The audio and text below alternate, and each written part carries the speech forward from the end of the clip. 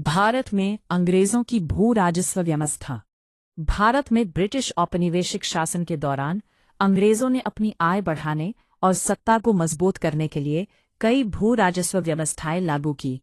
इनमें से रैयतवाड़ी व्यवस्था, रायतवाड़ी सिस्टम प्रमुख थी, जिसने मुख्य रूप से दक्षिण और पश्चिम भारत को प्रभावित किया। रैयतवाड़ी व्यवस्था। परिचय। रैयत शब्द का अर्थ है किसान या काश्तकार।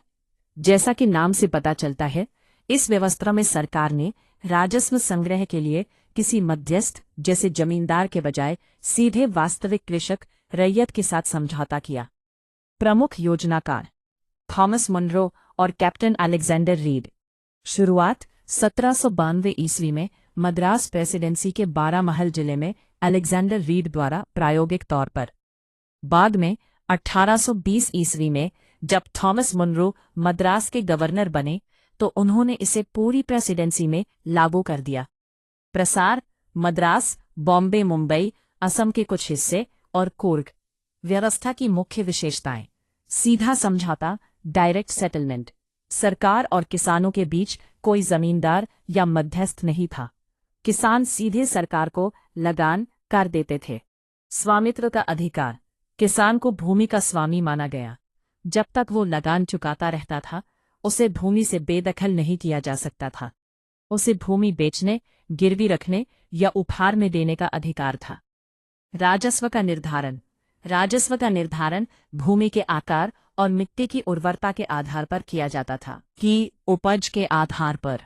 अस्थायी बंदोबस्त: स्थायी बंदोबस्त जो बंगाल में था के विपरीत। रैयतवाड़ी में राजस्व की दरें स्थायी नहीं थी।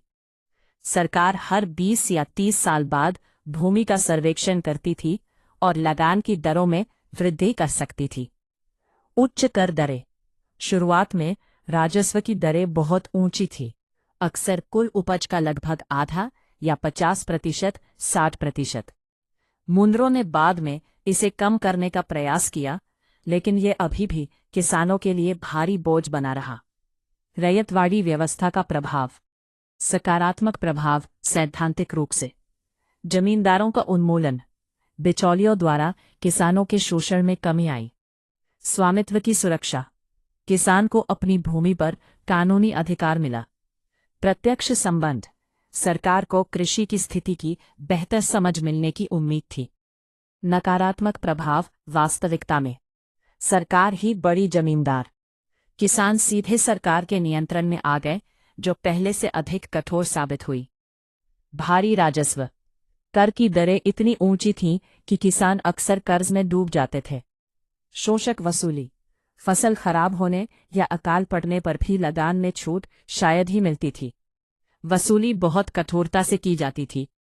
साहूकारों का उदय: लगान चुकाने के लिए किसान साहूकारों से ऊंचे ब्याज पर कर्ज लेने को मजबूर हुए, जिससे वे कर्ज के जाल में फंस गए। रैयतवाड़ी व्यवस्था का उद्देश्य जमींदारी व्यवस्था के दोषों को दूर करना और किसानों को सुरक्षा देना था, लेकिन इसके कार्यान्वयन में उच्च कर दरों और कठोर वसूली ने इसे किसानों के लिए दमनकारी बना दिया। इसने ग्रामीण भारत में गरीबी और ऋणग्रस्तता को बढ़ावा दिया।